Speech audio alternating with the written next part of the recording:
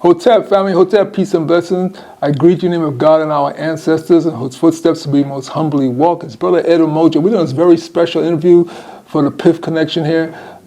We got an old friend here, an old warrior here with me. We've been known for years now, going way back to the 90s. So we have Professor Sayfullaah here with us. We're going to talk about an event he has coming up in February of 2025 here in Philadelphia.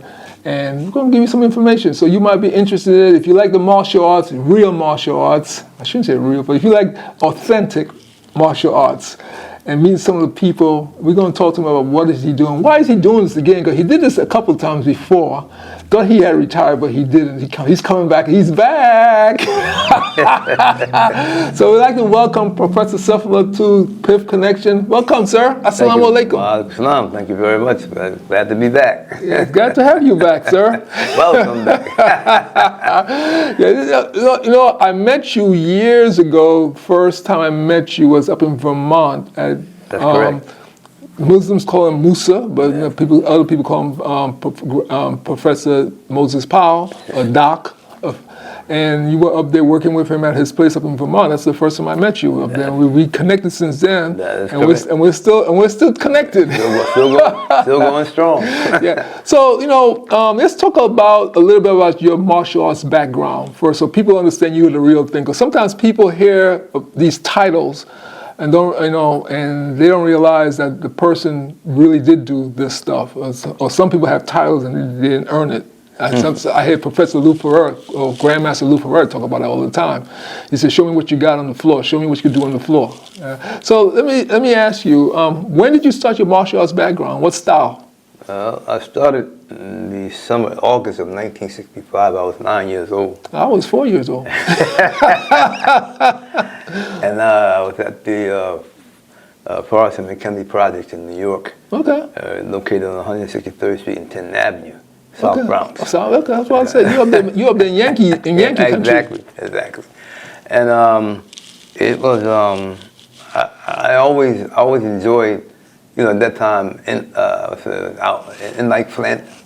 Oh yeah, James Coburn. James 007. James Bond. The Man from U.N.C.L.E. Oh, that was last name was Vaughn, right? Vaughn. I can't remember his first name. I can't think of the name. Yeah, I know. I love the Man from U.N.C.L.E. Yeah, the two gentlemen. Yeah. And then of course, Bruce Lee came on the scene. So but before all of them, I used to watch these shows, these movies, and they had what they called the judo chop. They called it at that time the judo chop. They had that chop, and they were doing it right on that first to fall out. Right? And I said, I found it was actually the karate chop. So I was walking to the store one day, to the supermarket from my mother, and then right outside the rec center that was attached to the projects, it was people in the white. I didn't know what it was, but I was called a white something, but it was a gi, and it was a brown belt and a green. I think 2 brown belts and a green belt. And I got excited. So I ran in there, and in there was my first instructor, James Walter Yates. And what's his name? James Walter Yates. Okay, Yates, Master Yates. Yep. And he said, "Take this form to your mother." Get permission. Signed it, right. I ran up. I lived on the 11th floor. I ran up there, and my mother, she said, "Oh, go, no problem." Keep you out of trouble. Keep you out of trouble. Oh, well, I could keep me outside the house.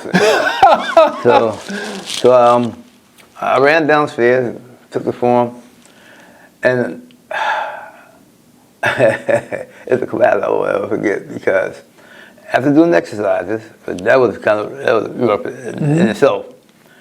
The first thing he had us do was get in the horse stance and throw 100 punches. My legs were hurting. Your shoulders, everything was hurting, huh? And I was saying to myself, what did I get myself into? I thought it was going to just be a little chop here and there, But I stayed with, it was shortly, I say about 4 months after that. That's when Grandmaster McBride came in. Okay. And he came into the dojo. I didn't know who he was, because the first week he was wearing the white belt. The next week he was wearing the yellow belt. Then the green belt the next week. Then the purple belt. Then the brown. I'm thinking, how he get? Yeah, I'm thinking, you know. And then when he finally came in that week that he wore his black belt, I was saying, wow, that guy got a fast promotion. But then when I saw him took on the whole class, we had 50 women and 50 men. And this class was the men's class. He took on, man, he was throwing, when I saw him throw Roy around, Roy was the black belt. I stood all the way in the end. I said, I'm not going in there. I said, that's a lowly white belt. I said, he do that to Roy, what you going to do to me? I said, I'm not going nowhere near that. So I finally saw him on the bus. And I, at the time, didn't know he was a student of Dr. Moses Powell as well. At Hannibal and Ramis Reno. I didn't know that he was, you know, taking Shotokan and Sunuka through Jiu-Jitsu. So that's how I got both styles at the same time coming up. So I asked him on the bus one day, I said, excuse me, Sensei. He said, yes. I said, you came into school, you were, first you had a white belt on, then yellow belt, and he go all the way up. He said, son, I earned those belts. And since I earned those belts, he said, in my house, on my wall, I take each belt with my certificate, and I put that belt around that certificate. He said, any day I feel like I want to take one of them belts off and wear, I've earned the right to do so. I never forgot that. That's what he got. I never thought about that. That's right. So that's why when we get into titles, people, like I'm Grandmaster Sayfullaah, somebody comes and says, Sensei, I don't call me Sensei. No, I've earned that title. I tell them, I've earned that title. I had that title. I earned it. You want to call me Sensei? Call me Sensei. Call me Sensei. You want to call me Shion? Call me Shion. You want to call me Prof? Call me Prof. You want to call me... It's fine. You just want to call me Sayfullaah? That's fine too. You know, you don't get wrapped up into these titles. You earned it. Okay, so that's what, because that came before. Yeah, you know? Yeah. So, I have a friend of mine in photography. I helped him a lot, and he's in the martial arts too. And sometimes he'll call me Sensei. And one time someone heard him call me Sensei. Call him Sensei, man. And then he said, listen, Sensei in Japanese means teacher. He's my photography teacher. So I call him Sensei because he's my photography teacher. And he said that, and it hit me. I'm like, you know. It's really beautiful because the one who came before you, you know. So Sensei, that's somebody that's, you know, that's your teacher. He's already went through the steps that you're going through, and he can help you through it. Yeah, Milton. I'm talking about you, Milton.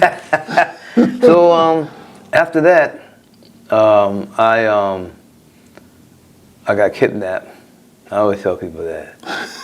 And what I mean is my mother was seeing the person from Philadelphia, and the projects found out about it and kicked us out.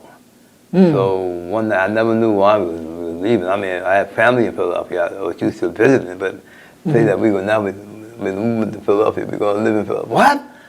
I was upset. I was totally upset. I was so upset that I made the promise, and I said, you know what, I'm going to be the best. Because I really believe had I stayed in New York, I might have wound up in jail.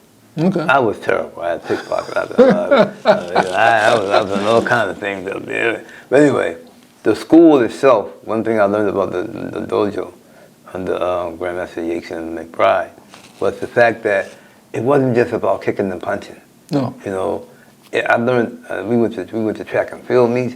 I got to see Mickey Mantle hit home runs out of the Yankee Stadium, and that came through the karate program, you know. So I came to Philadelphia, and I was just terribly upset. But what I did, every festive day that came up, I ran back to New York to train for my school. I didn't train in any other school in Philadelphia until I walked into a school in 1972. You know, by the time I was a second degree black belt. So I studied. I started with Shotokan karate, traditional Shotokan karate, and as a matter of fact, my good old classmate. There's three of us left. That's Derek Williams. I know Derek. Excellent. Oh man, I love watching him do his katas. Man, his katas are crisp, on the point. I photographed him so many times. I love the brother. So we came up together. Matter of fact, I didn't meet him until around 19. I didn't even know he existed because there was two in the class, me and then Derek, and our instructors kept us apart. Oh, okay. And I met him at the tournament in I think around 1975. Okay. Right? I was training then with one of the Salam. I'll tell you how that happened. He was from Tong Dojo, but he had a school in Philadelphia. Okay. So in any event, like I said, the dojo I walked into, and well, actually, excuse me, let me go back. I didn't walk into. I was invited, and what happened was there was a guy named Barry. Barry had I saw him in the park. He was a white belt. He was trying to do a flying sidekick at 33rd and Diamond. Okay. So I maybe when I see people like me, I'm like, so I went over and I helped them do the flying sidekick. About a couple of weeks later, these two guys came looking for me, right? And because I was on my block, and I'm with my friends and everything, and we were on the car. And these guys came asking for my name. So the guy at the end, he said, "Go ask her." So the girl said, "Go ask her." Go ask him. So they gave it to me, and I said, go ask him, right?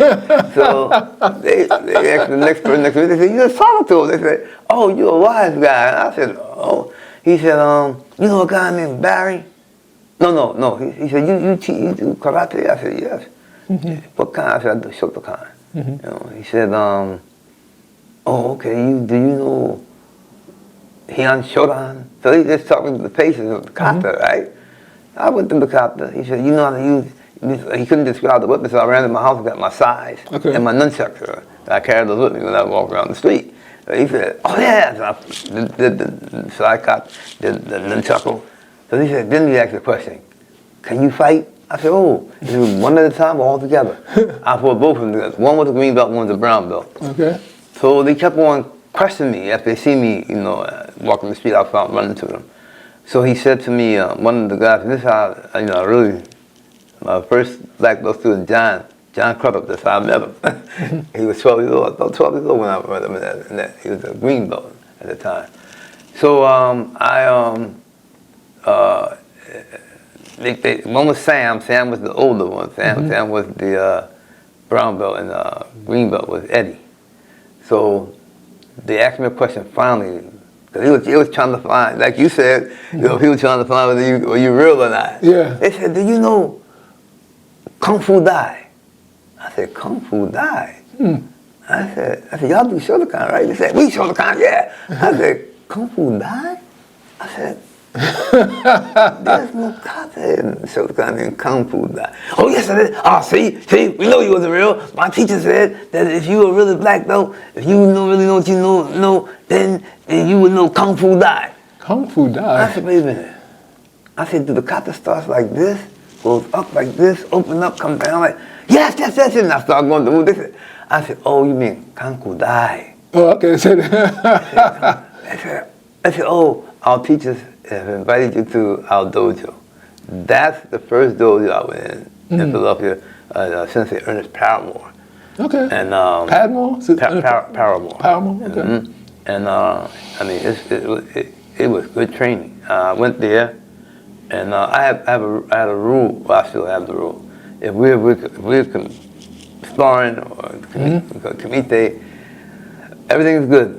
Just don't do one of three things. Well, I never put these on. So if I'm on the street and you knock these off, that's a problem. If you hit me in the face, it's a problem. If you kick me in the groin, it's a problem. So I was there. I went to a school, and then I asked him. I said, why do y'all come looking for me? I was curious. Why you spot me out of all the people in the world? He said, well, you know Barry? I said, Barry, yeah. Well, you promote Barry the black belt? I said, what? I said, Barry the black belt? I said, I saw Barry in the park. He was trying to do a flying kick. Barry was the black belt. Now, this is 2 weeks later, like I said, right? He said, 2 to 3 weeks. He said, yeah, but Barry got a black belt on. I said, what? So, about a year later, down the line, I caught up with Barry and gave him a spanking. But, so I walked in Mr. Paramore's school, and just to go through, you asked me about the training. I had already trained. I was already training with Tyrone Wiggins. Okay. On another block. he trained under Richard Wigginton, Wigginton, who was a direct student under Ronald Duncan. Oh, okay. That's how I got involved in ninjutsu. Okay. I had the high honor of being on the floor with Ronald Duncan. He did his workshop at Storm King Academy up in upstate New York. I photographed that a few times for him. Yes, I demonstrated for him, and I trained with this. His son's an awesome martial artist. That's where I learned to catch arrows. Okay. I remember him doing that the Wild World of Sports in Madison Square Garden. He caught flaming arrows. I ain't catching flaming arrows. I was up at the Roxborough Recreation Center. Okay. I would go up there and train with Professor Wigginton. Malik Abdul Salam, when I accepted Islam, I found that he was a student of his too, so I got involved with Malik. But so that's how I began to get ranked in ninjutsu. Training with Sensei Paramore, I met Howard Atlee. Howard Atlee was not only skilled in Shotokan, karate, but he's also skilled in Taekwondo and Tang Sudo. Oh, really? Okay. So I went to the Breen Institute and started training there, and I got ranked under him in both Tang Sudo and Taekwondo. Okay. I know Grandmaster Jose Torres, he's Tang Sudo. Yep. Yeah. And then I went down to Naval Base. I got a job down there teaching with Sergeant Hines. Sergeant Hines actually was from Japan. That's the first time that the higher kata in Shotokan. Mm-hmm. He was straight from Japan, so that's what I was able to acquire that knowledge from him. So you've been around the block a few times with different styles. That's good. Yes. So and then, as I said, I left Sensei Paramore School, and I saw one day I was walking down the street, 105 South 60th Street, and I hear the school, and I see the guy, the teacher teaching. He got the 3 parts in his head, and he got the tongue dojo patch on, and to me, I just felt like it is. I smelled New York. So rough. So I went in the dojo, and I was still with Ernest Paramore. How I got his attention was he gave a tournament, and I won kata, first place. Mm-hmm. Right? And then I actually, to this day, believe that I beat Grandmaster Bobby Graham at the time. Because I beat all the black belts. Benny Young, Zip, mm-hmm. He was there. He didn't fight that day, but I beat him in kata, and that was. Everybody said, we fought similarly because I fought with my hands on, he fought with his hands on the opposite side. I had the towel around my neck, he had a towel around his neck. But he was Goju, but he was good. Okay. But in any event, so since they invited me and some of my students to this dojo, and then we had to fight him. So he told me I could keep my black belt on, and that's the dojo I wound up being doing demonstrations. And I asked you to go through a little bit of your history because I know you for a while. Let me just say this one thing. This is where I met Dr. Moses Powell at the Greater Philadelphia Karate Institute, because at that time I knew him from the movie The Warrior Within. The Warrior Within, yeah, right. And I said, I'm students, and then my teacher was under him. So, but to meet, I got a call one day from Sensei. It was some other son. I said, listen, I need you to come to the dojo. We have a special class. Musa coming down. Musa. I said, Musa. So I ran to the dojo. I wanted to make sure I was able to miss this. I got to mention my old good companion, training comrade, Buford Culver. He was there that day also. He can verify what I'm saying. And I'm telling you, Dr. Moses Powell came through that door. Mm-hmm. And he took up the whole door. And I said, whoa, I get to meet him in person. But what I didn't know, I was going to take a beating that day. His old saying, one of his sayings, if I touch you, I have you. Well, he didn't touch me. He touched his student. It was Sensei Donald that touched me. Now, it took me years later to figure this out. When I was in New York, I was going to the junior high school 80 in the Machula Parkway. Okay. In my class, there was Donald. Oh, okay. Me and Donald got into a standoff, and the whole class was like, "Whoa!" So we got back in those days, they had the clothes closet. You open the closet, hang your coat up in the. Yeah. We got in there, and you know, I said, you know, Shotokan, you know. He said, Moses Power, you know. And we got a nice little match. Now, check this out. Dr. Moses Powell come in. Mm-hmm. He said he does, you know, he gets changed up and everything since the salons on the floor. And he's doing technique on Sensei Donald. He said Donald take over. Him and Sensei of the Salam go in the back room. Mm-hmm. Now, Sensei of the Salam in his office, he has a two-way mirror. You can't see, but he can see. He can see you, but you can't see him. Yeah. So Sensei Donald, out of all the people on that floor that day, picked me. All right. He just kept on. Wow, he did the technique always. Anybody want to see it again? He must have did the technique about. I say 20 times. Maybe it wasn't that many, but it felt like 20 times. It felt like 20 times. Yeah, but it was at least 10 times. I'll say that. And I said to myself, I said, if he hit me one more time, mm-hmm. There's going to be a problem. He must have realized that, so he didn't hit me the next time. And then we worked. Years later, I'm sitting thinking, I said, that's Donald. That was Dr. Moses Powell. Top Uccn that he used that day.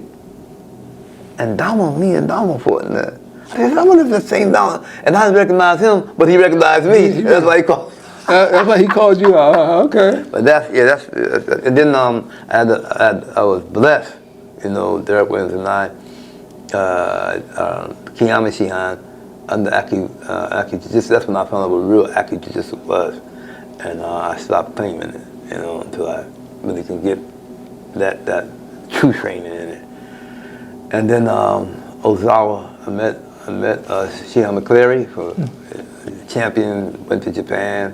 Yeah, I never met him, I heard of him, yeah. Yeah, John McCleary.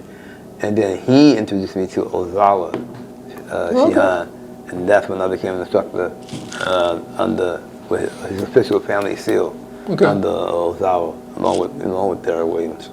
And then Salahuddin, that's the last person I met to train with. I found out that he was in Philadelphia, and to my actor, you got an Aki Jiu-Jitsu instructor in there, he's Muslim, you don't know? I said, nah, I'm not taking anybody's word saying that they Aki Jiu-Jitsu, and that they're coming from the authentic, you know, Aki Jiu-Jitsu. I said, no, but I texted him, he texted me back, and I asked him questions, he answered those questions correctly, and then when I met him, it was a beautiful experience. So that's my. Okay. Oh, and then one more thing I forgot. 1985, I retired from being the New York PKA super lightweight kickboxing champion. Okay. Well, you heard stories. So when we come back, we're going to talk to Professor Sayfullaah about the event coming up. We're going to fast forward. So I wanted you all to hear a little bit about his history, because sometimes we see people with titles and all this stuff walking around, and they predate us, because he said he started back in '65. I was just like 4 years old. So now we have a little idea of his history behind his martial arts background. So when we come back to the next segment, we're going to talk to him about the event. Why is he doing it again? When he retired in 2015, he's doing it again. So this is Brother Ed Mojo. This is the PIFF Connection. We'll be right back. Stick and stay, family. Peace and blessings. Who are we? We are 720 degrees Wisdom Jiu-Jitsu Technical Academy, Snooker's family. We give courtesy to the creator of the heavens and the earth. Courtesy.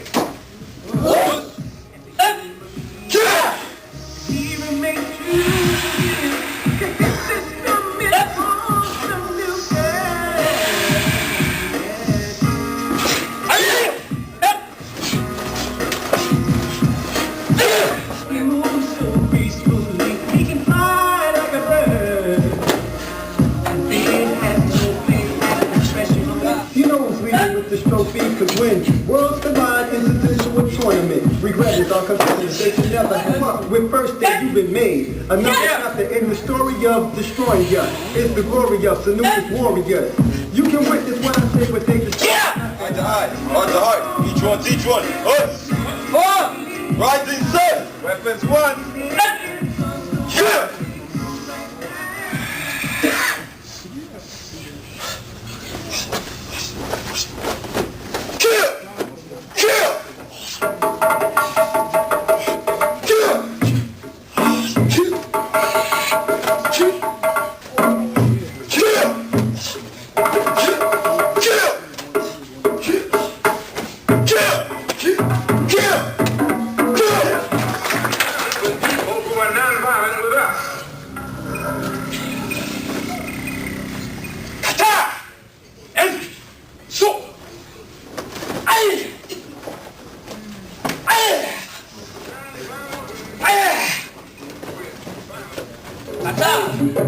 Advance knife on one. Listen.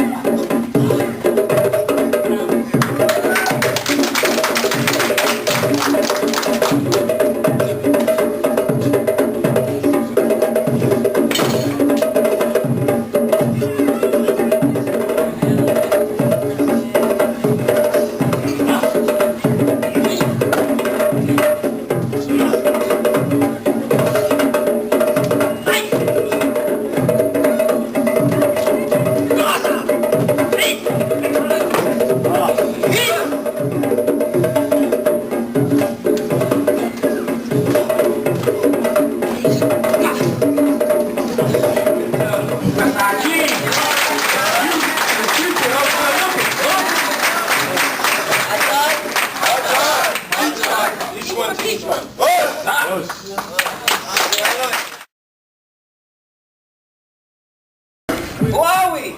We are 720 degrees. Wisdom Judicial Technical Academy. Uccn family. Fast forward to 2025, coming up, he's doing it again. Here we go again. So, Professor. Yes. Okay, you're doing this again in February 2025 here in Philadelphia. Why are we doing this again? Okay.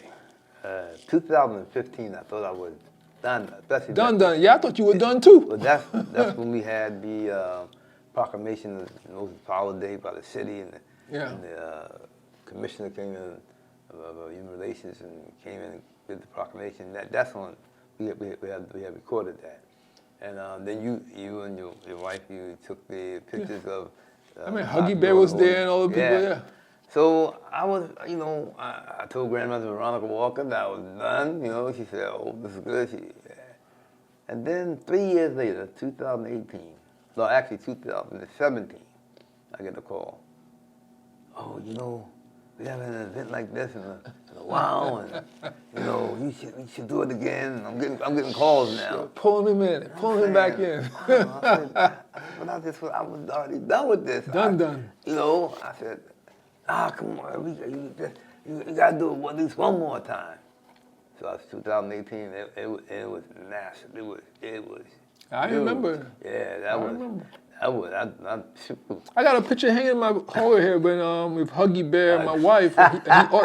It's hanging right there by her office. Yep. So And I'm saying Huggy Bear family I'm dating myself. Fargas. Antonio Fargas. He played Huggy Bear in the original Starsky and Hutch That's right. series. That's like you call him Huggy Bear, but it's Antonio Fargas. We had Dr. Yusuf Salam from Central Park 5. Yeah, we interviewed. My wife did a great interview with him then too. Yes, yeah. yes. So I said, okay, let me. All right, I'll go ahead. I'll do this one. This is the last one. Never say never. Wait a minute, don't Allah have somewhere in the Quran that says never say never, something like that in the Quran? No, it says actually never to say what you're going to do tomorrow without saying inshallah. I didn't say inshallah. so I And let me say, I said Quran, the Holy Quran. Let me say that correctly. Actually, the noble Quran. The noble? Yeah, noble. Allah al-Qudus. He is holy. Only Allah is holy. So Okay. we say noble Quran. Noble. Yeah, See, I'm learning something. So you say noble Quran. noble Quran. Okay. Yeah, Quran al-Karim. So I'm sitting and I'm thinking about this. I said, okay, I don't know if these people will come out or what. And they came. I mean, they came from all people without even expect to come came. And it was very beautiful. Even the Grandmaster Veronica, she came. She said, "This now I'm not coming back after this one." But I'm glad she did because she gave me a very beautiful gift, and I want to thank you very, very much, Grandmaster Veronica. Grandmaster Veronica's out of, for those who don't know, she's out of Florida. Yes, she's the queen of Snookus. Yes, Veronica Walker, and I remember seeing her on let me just tell you how I met her. I heard about her. I wanted to meet her for years, until at Doc's Memorial down in Florida. I got down there. I finally ran into her. I said, "Grandmaster Veronica." She said, "Yes." Well, she was a serious look at me. "Yes, you don't know who I am, right?" I said, "I always wanted to meet you." "What do you want to meet me for?" That sounds like, I met her like twice. That sounds like her. What? Alhamdulillah, all praise is due to Allah. She's been a very wonderful person. I'm so glad to have met her. Very, real and sincere. And she loves Dr. Moses Powell, her teacher. If you get a chance, you're in Florida, you can visit her. Is she coming up for this one? She told me that her son is coming. Oh, her son's coming, okay. He said that was it. I got away with it one time telling her that was it. She didn't let me get away with it. But because she said she don't like the cold. That's why Okay, she don't like the left cold. New York. Yeah. She said that last time Yeah. when she was up here. I remember that, yeah. She don't like the cold. So, but She Mr. like Corey me. is coming. She like me. I don't like the cold. Yeah. I take it. I'm a Caribbean boy, so I don't like the cold. Yeah, Professor Corey will be joining us.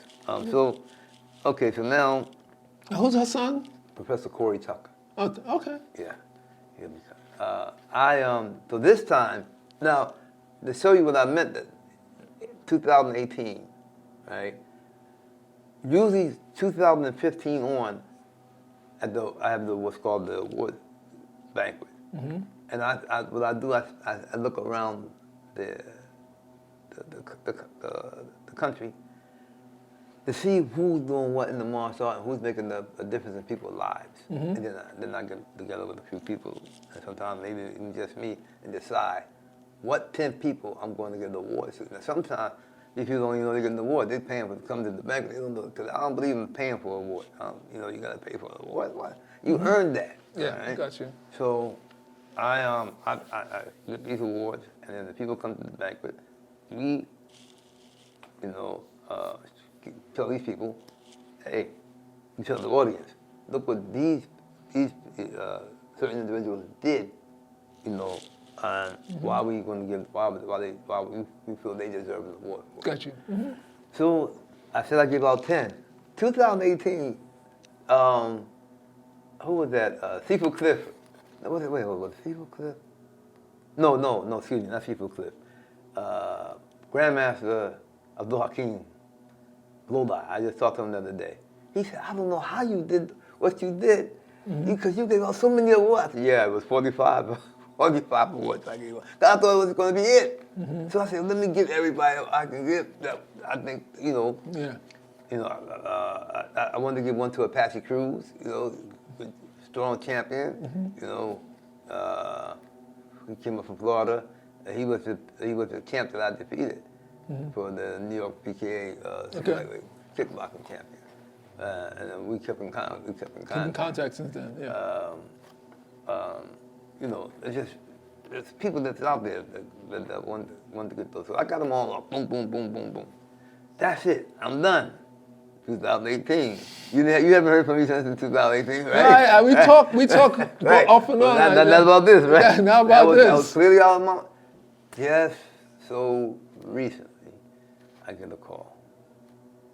And I get a call from quite a few people. And they say, you know, Sean, we need to be able to have an event like yours, another event that's happening like yours. I said, there's events going on. No. They're events, but it's not like what you have. Not like yours. I said, I don't, you know, he said, we got space. You know, I said, who's this saying this here? Okay, we'll skip over we'll skip over the name. I don't know if they want me to tell their names. Okay, no, we'll forget the name. Let's go ahead. So well, no, a few names I got to tell because these people who I consulted, I had to call and find out. I said, let me pray on this, and let me see if this is the right. If I feel like doing this, you know, again, because it's work, you know. It's a lot of work. So a lot of work and a lot of politics. I got a sheet, and this sheet said yes, this sheet said no. This side said no.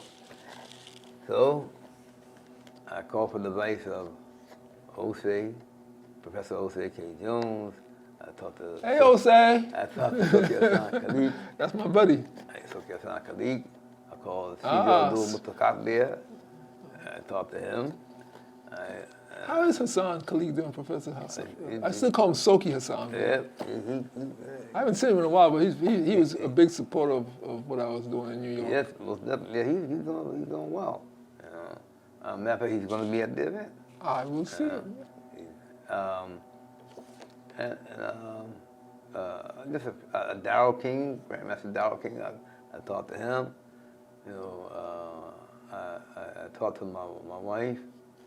You know, she was on the no side.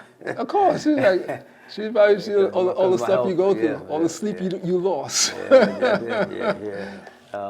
Professor Sayfullaah from Atlanta, Georgia. Well, he's in Virginia now, and he said also no.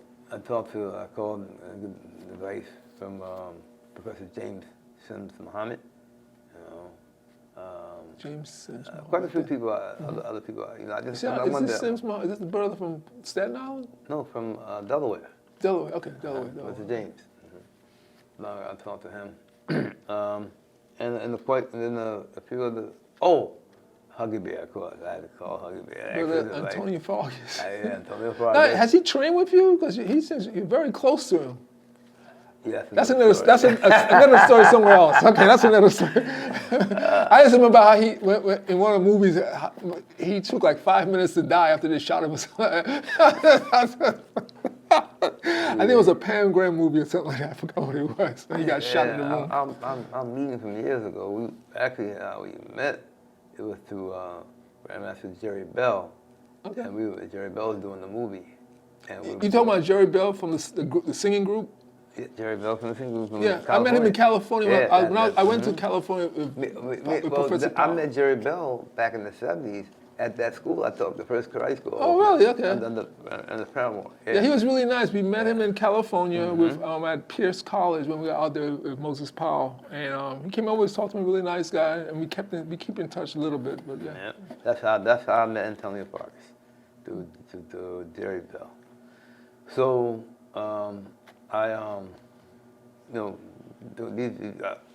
Dr. Yusuf Salam, I called him, talked to him. I talked to Cheryl Powell. Okay. So I want to know, what do you think about it? But she wanted to do something with me anyway. Okay. You know, Oh, is she coming to this? Oh yeah, she'll be. Oh, okay. I I haven't seen her if in you a look while. on there, see the daughters of Dr. Moses Powell. They're coming. Okay, okay. I haven't met her in a while. Yeah, I haven't met yeah, her in a long time. I haven't seen her quite a bit.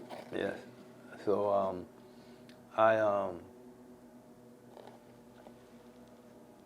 after I didn't, of course I couldn't do it without the sponsors. You know, so Don't talk to me about sponsors. My wife and I could take. I talked to them, and they was ecstatic about doing that. Oh, good. So I said, okay. I prayed on it. I said, I decided to go ahead and do it. The thing is, I originally was going to do it in April, but when I called the hotel, see, another thing, the hotel had been calling me the last 6 years. You haven't done anything. You haven't been down. I said, I'm done. You miss you down here. The hotel telling me. Yeah. So, when I called and contacted, they was ecstatic. They was happy, and they said, well, the only thing, there's some changes, and April's a they busy checked month for them. the date, Yeah. and the only date they had that was available was February the 15th. Yeah. So the sponsor said, grab it. Yeah, And that's a tough month. April's a tough month. You got So- booked out like maybe 2-3 years in advance. Yeah, so I said, well, this is, I get, the Almighty God who is one, left that date for me to do it. And I said, okay, so I'll go Yeah, for do it. it, yeah. So I got a, good response. Oh, fantastic! No, when you called me and told me about it, I was like, huh? Yeah, I know, yeah. I was getting a call from him like, I was like, okay. Well, you had to call you and your wife. Because, I have your number programmed in my phone, so when I saw your name come up, I was like, what professor called me? See, the thing about this one, normally I look for what people do. Mm-hmm. So there's a young girl in Atlanta, Georgia. No, excuse me, not Atlanta, Georgia, Florida. And she trains under Professor Corey Tucker. And she was on her way to school one day with her girlfriend. They ride to school on the bike. And she heard that her girlfriend fell off the bike. She stopped and she went to attend to her, to see what the problem was. And she knows that the girlfriend was choking on the top. So now I don't know how she was choking. I thought she opened something when she was driving. I don't know if the top, but she was choking off of that as he told me the story. And she saved the girl. She did a mouth-to-mouth, CPR, and saved the girl's life. Okay. So I said, this is what I'm looking for. Someone who deserves to have an award like this. She actually saved a life. And we have, of course, Allah tells us that saving one life, you save one life, it's like saving the whole of humanity.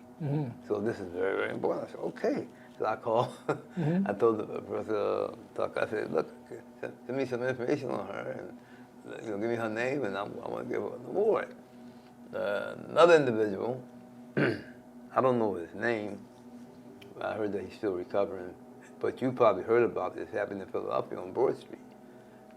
Somebody came to rob a convenience store, and the security agent defended. Oh, that's it. That happened earlier this year. Yeah. Yeah. I remember the news. So I caught my student, one of my top students, Shihan Abdul Kareem. He owns part of the company. Okay. So I said, that guy work for you? He said, yeah. I said, well, he wanted to kill the perpetrator, but he got injured himself. So I said, he saved people's lives. He deserves an award. So I'm listening to what you're saying. So this event is just, I know that, and it's not only about martial arts. It's about using a system, whatever the system is, but using a system to make the community, the global community, safer and better. Safer and better. This is what Dr. Moses Powell was about. Yeah. This is what his legacy is about. The birthday and all that kind of that, I leave that for other people. I deal exactly with the legacy of Dr. Moses Powell. And there's people who have a love for Dr. Moses Powell, but they're not snooker practitioners. Yeah, right. But they come out to support, yeah. you know, because of their love for Because Dr. Moses Powell. Tony Fargas was one of his students, but he's coming out of support. But you're right. You're right. I asked him about that too. I said, you know, of course I know Dr. Moses Powell. Yeah, when we interviewed him, he talked about Yeah. that. He said, yeah, I know of him. So he Yeah. and you know, he spoke about him with a lot of respect. Exactly. And so That's- so I think one thing I learned when I started my martial art training back in Florida back in the 80s and stuff like that, I remember my teacher, he saw me, you know, doing some fighting stuff. He says, "You like to fight?" He said, I said, "My name is Ed Herman." He said, "Herman, you like to fight?" Yeah. I said, "Yeah." He says, "Come with me. I'm going to teach you how to heal." I'm like, I still remember that. He said, "You like?" I said, "Yeah, I like to fight." He said, "Come on, I'll show you how to heal." I said, to him, "Do I still get to fight?" He said, "Yeah, you can still fight." And that's how I ended up doing so many tournaments in Florida. I just go to the tournaments in Florida. Yeah, that's how I officially got started in the martial art. You're a fighter, huh? Yeah, I used to love fighting, man. I'm from Brooklyn, man. I had to fight in the 70s. You had to fight your way out of Brooklyn. Come on. Well, I was in the Bronx. I was the second fastest runner. My best friend Kevin Austin, I couldn't beat him. He was faster. I could run fast, but the thing is, I went to Catholic school, so they was no way. They knew where we were. They knew. I mean, I was in the game called the Sharks. You know, back in second grade. You know, but I never joined. People say, "How come you never joined the gang when you were a good fighter and you live in Brooklyn?" I said, "Because I had a Caribbean mother. My mom would have torn me from head to tail." I was like, imagine that. But you know, the thing that, like I said, I came back. There's some people who I didn't get around to giving them award for it. I said, well, you know what? Let me deal with these people. Like you got people that's in the school, and I've always, since I listened to the Salam, always said, karate, you know, the martial arts. It's not just about kicking and punching. It's more than that. And it's not a store-bought item like you buy candy in the store. You know, so you know, I look at that. I say, you know, it's about life. The overall covering, if I use that word, or theme for this one for me was Budo. You know, Budo means to what? Stop conflict. You know. say it again. Budo means to stop conflict.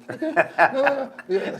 And I guess we need that. I guess we need that word in the world more today because all the conflicts going on all over in Asia, Africa. Like to stop, or else also to avoid.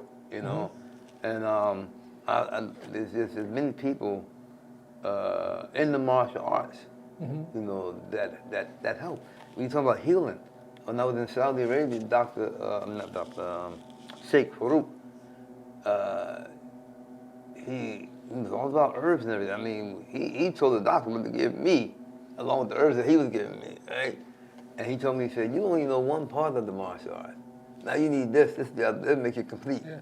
You know, I had the opportunity to meet, I think he's an ancestor now, Dr. Perdue down in Brooklyn. And he was into the herbs and stuff like that, and, you know, and martial artists into the herbs and stuff. So I think that's one thing. Hopefully, as I know it's a business. So the business of kicking and punching looks good on television and stuff like that. But the reality of it, you know, like you said, Purdue, you know, as you look at the Budo and stuff like, how do we? My teacher said to me, we train not to fight, but if we have to fight, we finish it quickly. I always remember as a child, make sure I get the word. He said, we train not to fight, but if we have to fight, we finish it quickly. And so, you know, it's just like, not to say conflict resolution, like all these different words, but, you know, when you talk to some of the real people who do authentic, I don't say real, authentic martial arts, we understand that the reason the physical side is probably, 10%? And 90% is the mental and the spiritual side. How do I use the words to de-escalate stuff? Now, if I cannot, there are times when you cannot de-escalate stuff with the words. So when you can't, then, you know, you train so that way, then the physical part comes into action. We do it as quickly. I mean, people see the movies and see, like, you know, 10, 15 punches being sent, and might say, My teacher said to me, if you will have to send 10 punches to stop someone, I did not teach you correctly. I was, taught that pronunciation to say some things on the floor. But one of the things that I grew up with is that, they said the martial arts is the physical, the mental, and the spiritual. Yeah. But what we were told is that the spiritual, the physical side stage is the stage of ignorance. So you grow out of that stage, that's when you want to prove yourself, you want to fight, you got to do all this stuff. So you got to go out into the mental element of your training.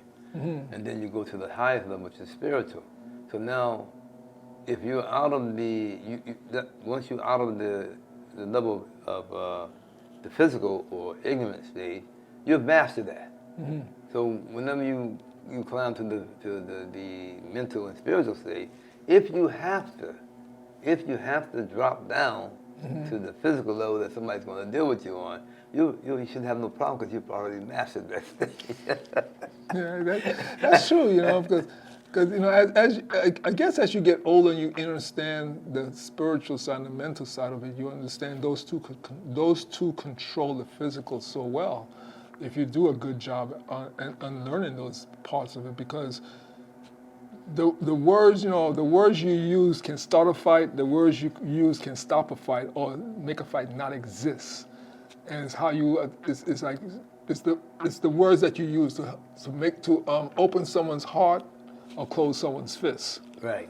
And so as you use the words, do I want to open your heart or do I want to close your fists, close your hands?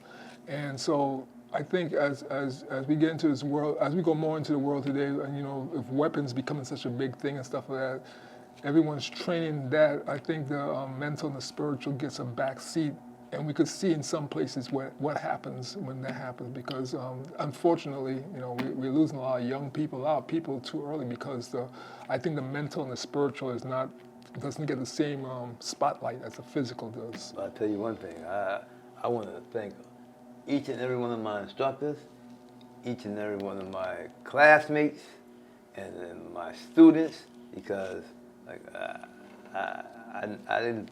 You never know when you're going to get a confrontation. Yeah. Mm-hmm. And I had double hip surgery in 2019, February 2019. And on January, January the 13th, Doc's birthday, 2020, I had a confrontation in the check cashing place with a group of people who are giving awards because of their carrying on the legacy mm-hmm. of the teacher. And in the case of the Brown Duncan Jr. and Gregory Duncan, their father. Yeah. In fact, I know. Like I said, Gregory, I know him. Greg and I know him pretty well. We talk from time to time. He's really, every time I see him, he's very humble, very nice to me and stuff. And his brother is really cool too. I don't know his brother as well as I know him. I see him more than I see his brother, but every time I see his brother, he's cool. I know he used to be a principal in a school in Jersey City, if I remember correctly. I know he still is. And he plays the musical instrument. I forgot, what's it? I forgot which musical instrument he's a big jazz person. I know his brother's a big jazz person. Yeah, so family, check it out. And let me, please excuse if you hear a humming noise. They're cutting the grass. I don't know what grass. No, they're working on the streets. They're working on the streets outside. Yeah. So you might hear some humming noise in the back, buzzing noise, and that's the outside. But thank you so much, Professor, for coming by. Thank you. You're welcome, and PIFF thank Connection. you for this wonderful I haven't done a PIFF Connection in months. Because my wife and I, we have a blog talk, not blog, excuse me. We have a vodcast, podcast we do. Vodcast. So we do. She said vodcast because it's video. Okay. So I'm always doing those with her. So I haven't done a PIFF Connection in months. So this is the first one I'm doing. I'm glad to have the opportunity to be here. No, so thank you so much, and thank you all for watching. If you have any questions, please reach out to Professor Sayfullaah. The number will be at the bottom of this. If you wanted some more information about it, please don't contact me because I'm just a fan. And let me say this very clearly. I never practiced Sunukus. I have never been. I've been on the mat with Moses Powell, and then as a videographer. But I never. I'm old Okinawan style karate. But I love jiu-jitsu. I love all of them. So people might say, "Oh no, I never been a student of Moses Powell or Sanukis, but I'm a big fan of it." So I just want to say that, so some people might think something different. I tell you, I want to give a shout out, to Grandmaster Darrell King and Grandmaster George Logan, because in the past they've been very, very supportive. The ones you came. Logan is from Connecticut, right? Yeah. So you're talking about, yes. Matter of fact, he did a fantastic. One of the events, he did a nice demonstration. I love the demonstration he does with the chair. That's what he. That's what he. I mean, his whole group came out there, and then that's how he ended the demonstration. You're right. I remember. I've seen him do that a few times. I like it. It's very good. So, family, thank you also for your time. I hope. I know we did a little longer than normal, but I wanted to make sure we get the information out there. It's going to be in 2 parts, so we're going to do part 1 and part 2, and then we're going to go from there. So hopefully we'll see you in, what's the exact February date? 15th. February 15th in See Philly. your face in that place. Yes, God bless. The Wyndham Plaza Hotel. Yes, and we're going to have all that on the fire behind us, family. So thank you all very much for your time and your patience today. God bless. Assalamu alaikum. Alaikum salam.